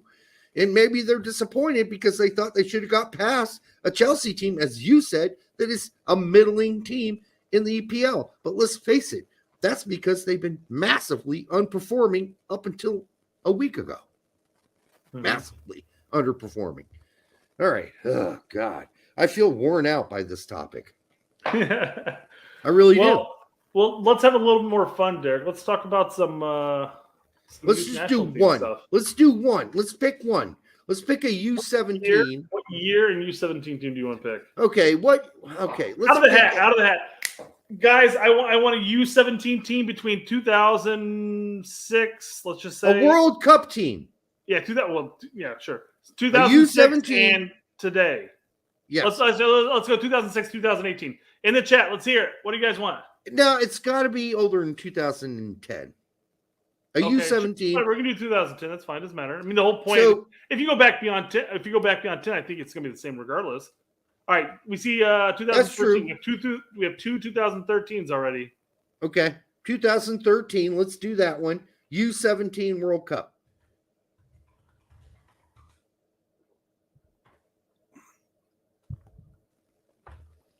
That was a good beer, folks. If you haven't got it, give it a try. Omegang Brewery. Oh my God! Really? We're talking about that again? They need to sponsor the show. They need to sponsor the show. That's what I'm saying. Wait a second. Is 2013 a U17 World Cup year? Just about said that. I was going to say, I don't think even U.S. was in 2013. I don't think it is. I don't see their name on here at all. Yeah, I don't think they're in 2013, guys. Okay, we need a World Cup year. For a fool, I tell you. We need a World Cup year, 2017 World Cup team, and the year to be correct that we qualified for, which I believe is most of them. So U17 World Cup.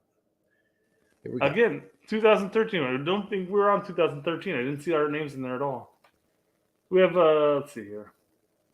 Probably should have worked through this a little bit better than this. Here we go. I might find it faster than everybody else. We'll see. Here we go. Hey.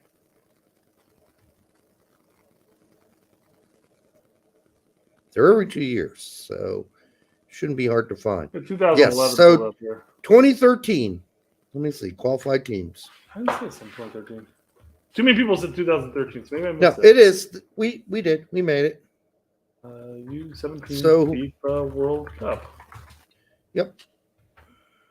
Wait. What? This is 2015. How did I get stuck on 2015? Okay. So we were in 2015 for sure. All right, we're going 2015. Fuck it. Let's do 2015. FIFA World Cup. Okay. Let's go to group stages. Where are we at? Here we are.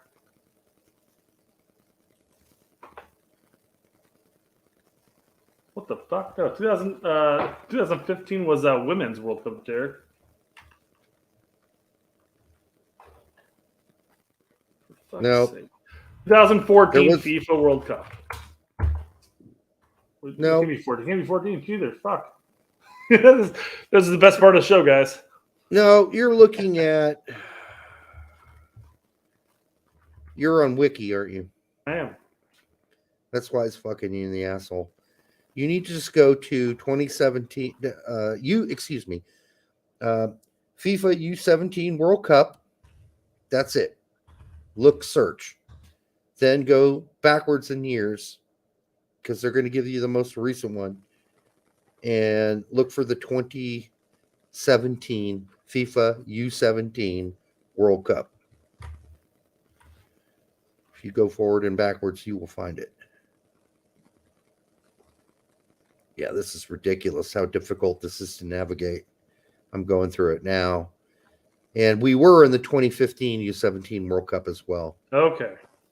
Yes. Here we go. So we could do 2015 or 2017. It's up to you. I'm in 2015 right now. Let's do it. Just grab it. I didn't know this is going to be such a fucking pain in the ass. But when it comes to the Youth World Cups, Wikipedia can be kind of a pain in the ass. They'll mix the women up with the men. You're like, no, I wanted the men. Okay. So this is the match versus Nigeria here. No, but we can go. If you go, it has roster. If you go back and you go up, it'll say squads or rosters. There we go. Now scroll down to the USA and see how that all worked out for us. Oh, man. Oh, my legs are killing me. Bear with us, folks. All right, here we go. Alrighty. Here we go. So we often talk about how being on these youth teams Fucking cut. this doesn't mean There shit. you go. Fucking cut indeed. And let's just give you an idea of here's the U17 team in the 2015 World Cup. Let's see how many oh, motherfucker. How many of these There you go. let's see. All right, I tried to make it a little bigger, but it's not going to be bigger. That's what she said. Hey, Let's look at some of these players and how they all worked out. Will Pulisic. Will who? I know his brother. Don't know him very well. Yeah. Playing Minnesota for United's Minnesota two- United. Yeah. Minnesota 2. I mean, I'm not saying his career's over, but he ain't going to be contributing to the U.S. men's national team anytime soon. Matthew Well, Olasunde. I guess Go do you want to iterate the point that we're bringing up here? Yeah, before the we point is, for the last month or so, as we watched the U17 and the U20s play, and even the Olympic qualifying team, which is basically the same thing. U20s, yeah. I mean, we got a lot of people getting really excited about some of these young players, and I just want to reiterate to people: don't get too excited, because there are a lot of players that we got excited about in the past Mm-hmm. that don't amount to it. And my big one, and I've mentioned it before, was Gideon Zelalem. Who was a bigger Gideon Zelalem whore than me? I was all on his nuts. I was up on that nutsack. I was sniffing it. Yeah. I was cuddling it. I was saying, this is the real deal. He's going to be, and I failed. And it's one of my biggest fails I've ever had. Yeah. And so this is just to let people know this shit don't work out. So don't get too excited when you see a player that makes you want to jizz in your pants. Because in about 4 years, he might be a pile of fucking bones. In a likely, closet. or just an MLS journeyman that's getting released at the next expansion draft that gets picked up by the next team type thing, Right. or falls out of USL and ASL type thing. So there's just Well, look at this list. this is a Matthew great list. For us. Sunday. Where the fuck's he at? He was with Rotterdam. Just wave over him. Let's see where the fuck he is now. Because it ain't anywhere important. Preston North End right back. Okay, but he hasn't played all season. Probably not. He played a couple games. That's it. John Nelson. Is that the guy that went to didn't he end up in FC? He literally sorry, El Sunday has 2 matches since 2001 for Preston North End. Yeah. And then he had injury issues too. So that didn't help him. That's a big one. Yeah. I mean, he did go off, and you're like, oh my God, he's at Man United. Oh, shit. But then nothing happened. You jerked it, but it just did. You lost it. You should have taken some Viagra. John Nelson. Isn't he one of the FC Dallas kids? Let's see. Where's he at? St. Louis. Okay, we'll see how He he was does. at Cincy apparently beforehand. Haven't heard of him, so that doesn't mean he plays a whole lot. Austin Trusty, we all know where he is now at Birmingham. Moving up, yeah. I mean, there's a possibility he could contribute to the U.S. men's national team going forward, but we still a let's see situation. Anybody know how Hugo's doing? Hey, Messi, if you'd mind not spamming the chat, that'd be great. What's he doing? He keeps posting fake. Fake what? No idea. He's a fake fuck. Yeah. All right. Continue. Eric Calvillo. It's at El Paso, it looks like. About where he's supposed to be right now. El Paso. Haji Wright, we know where he is in Turkey. You know where Haji's at, yep. And it's not been good lately. So I hope that gets better. He's been injured, but he did not have a good World Cup. He scored a dickless, amazing goal in the World Cup, but it wasn't because he meant to. Luca De La Torre is one player that has turned out in this group. Well, let's say Haji's kind of turned out. I think he's half turned out. He contributed to U.S. men's national team, so he has turned out in that kind of way. Is he going World to be Cup cap, man? How many U17s are going to say that? Is he going to contribute, however, at his young age going forward? I don't know. Good. I don't think so. We don't know. We don't know, but we're asked to predict it, and I'm going to say no, he's not. Other ones, yeah. I think his wad has a better chance of contributing more so. Obviously, I think his wad's been blown.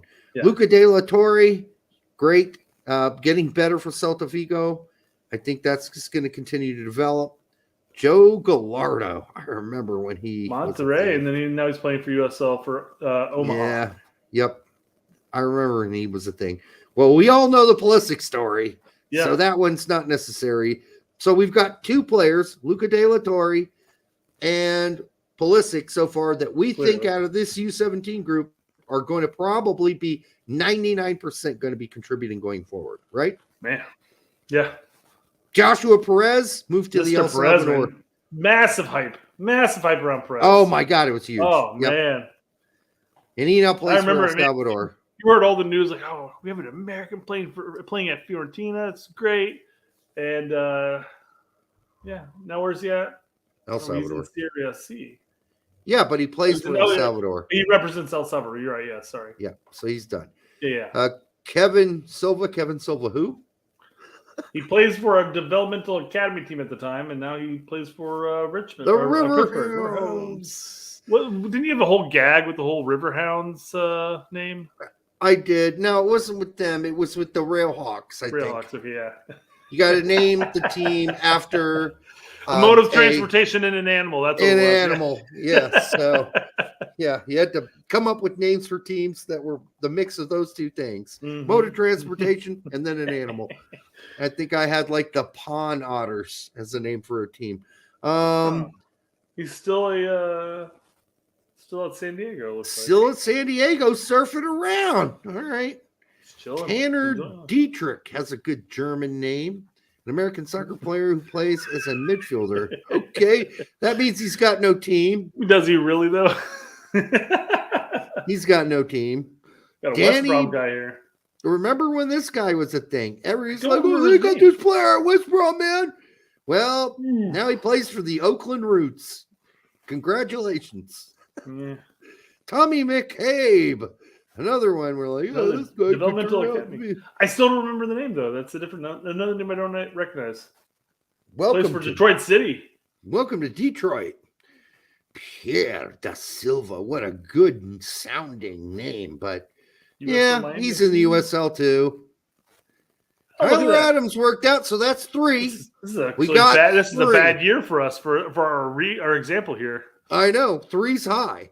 Yeah. Three. So Tyler Adams, we know. Vasquez, Still Vasquez. I'm giving him a 70% chance of having some involvement going forward. Zendejas, based on the situation, I'm going to say 50-50 at this point. Could be, yeah. Yeah.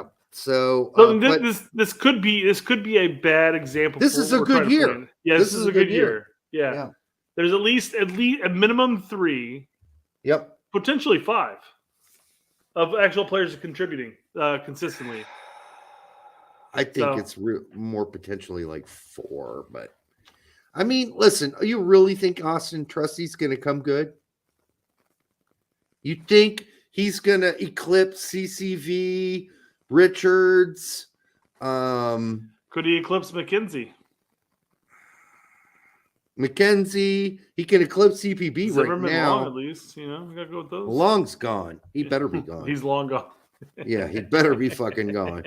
So, yeah, so we could get into other ones, but I think we've been going on. The point really is that of that list that we just went down, and we even talked about a number of players in that list that were like highly touted.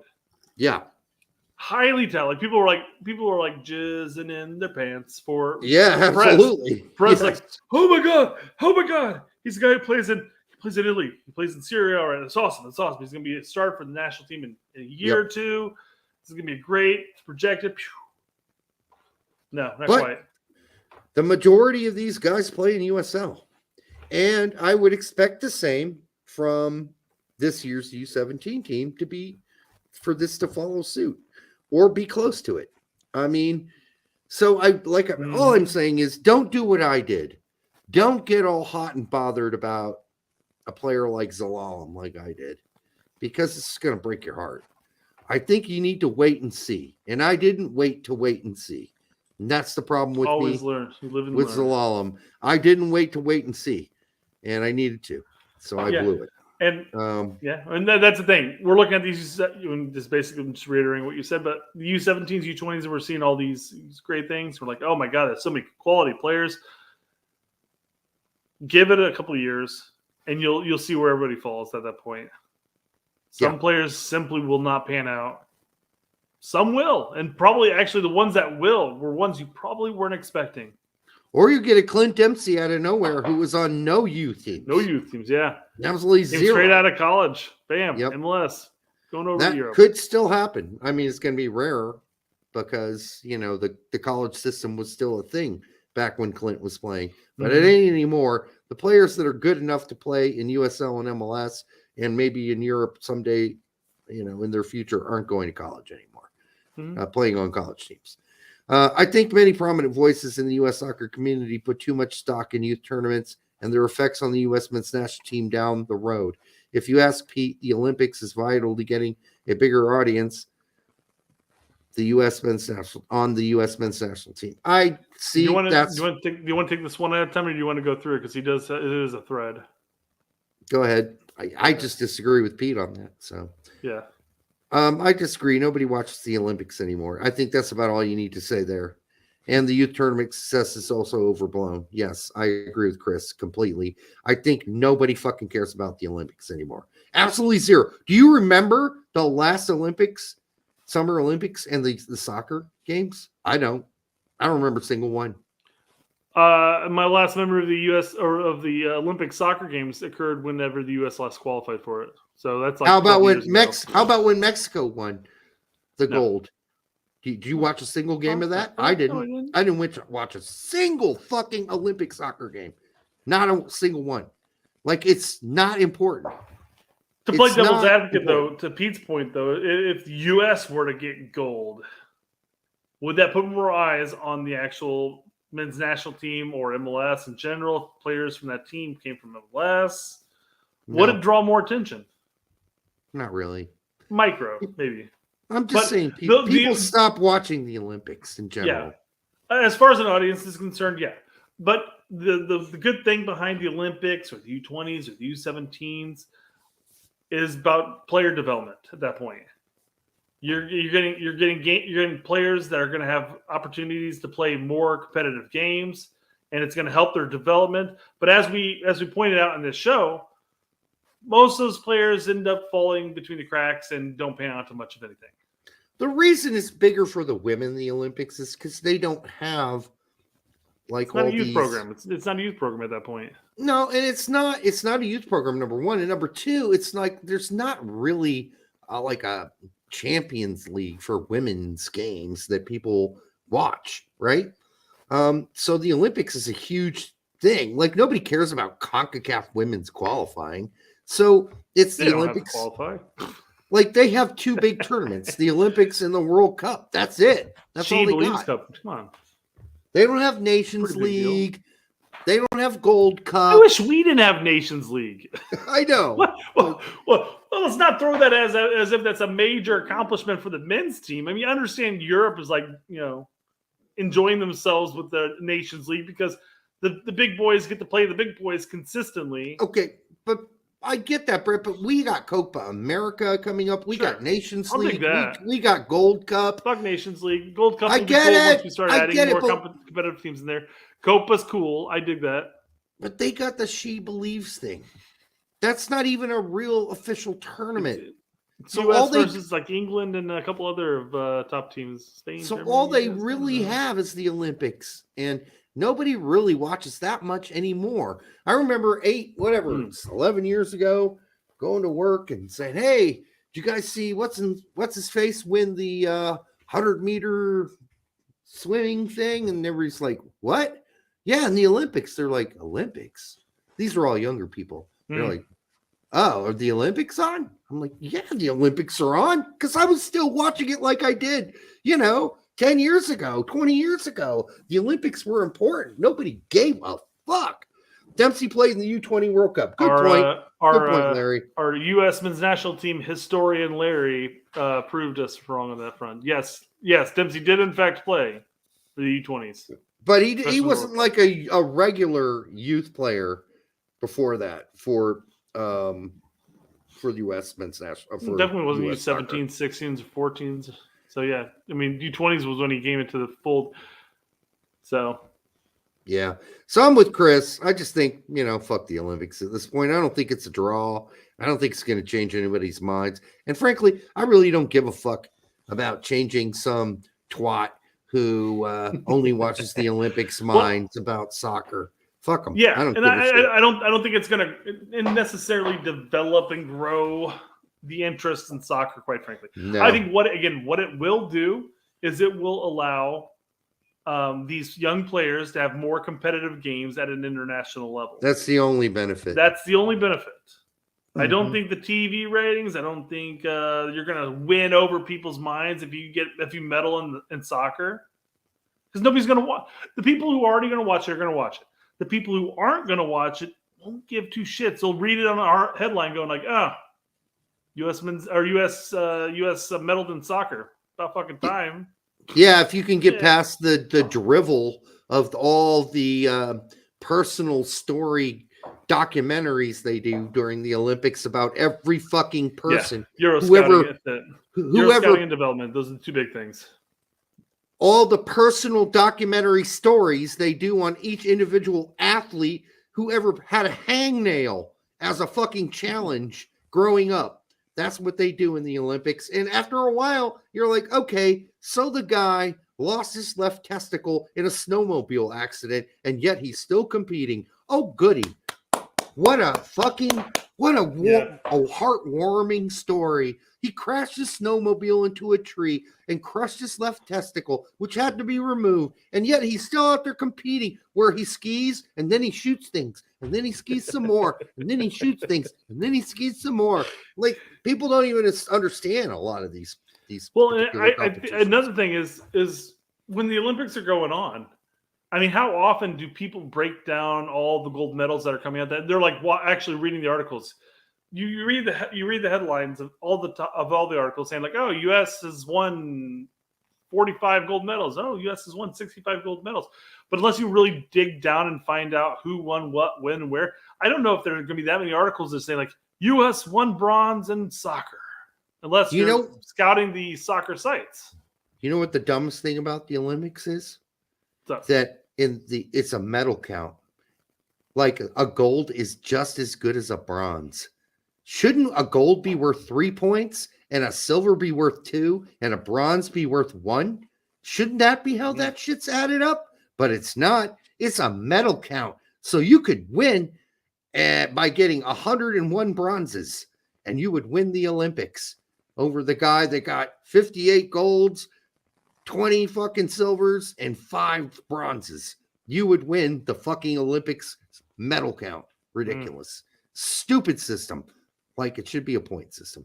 Anyhow, that's just me. Champions League match starting now, actually. LAFC. Wait a second. Somebody's missing in that lineup. Who could it be? Vela's there. Who are we missing?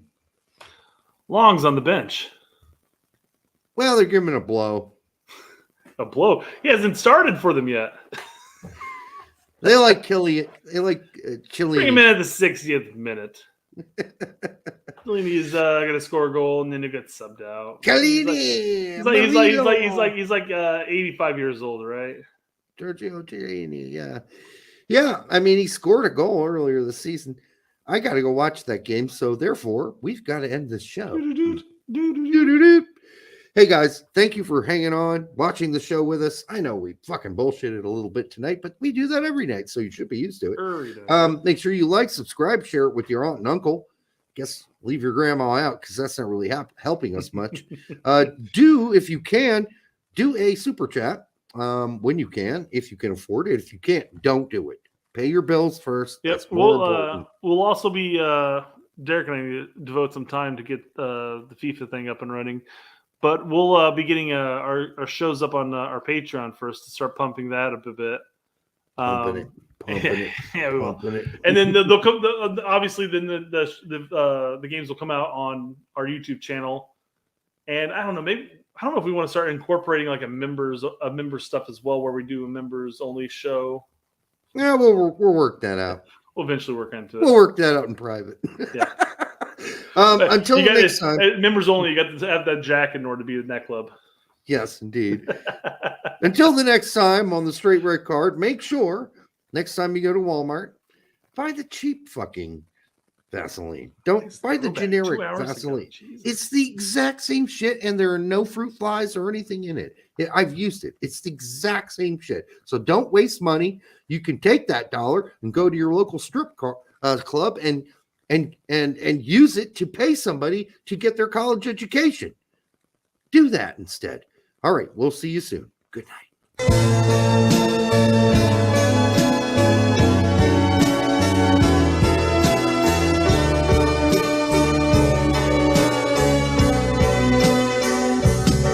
But she's a trap.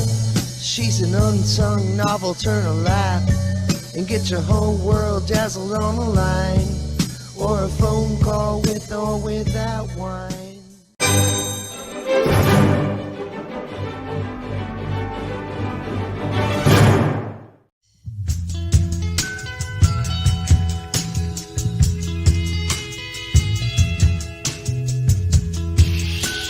You're gonna do her. Yeah. Oh no!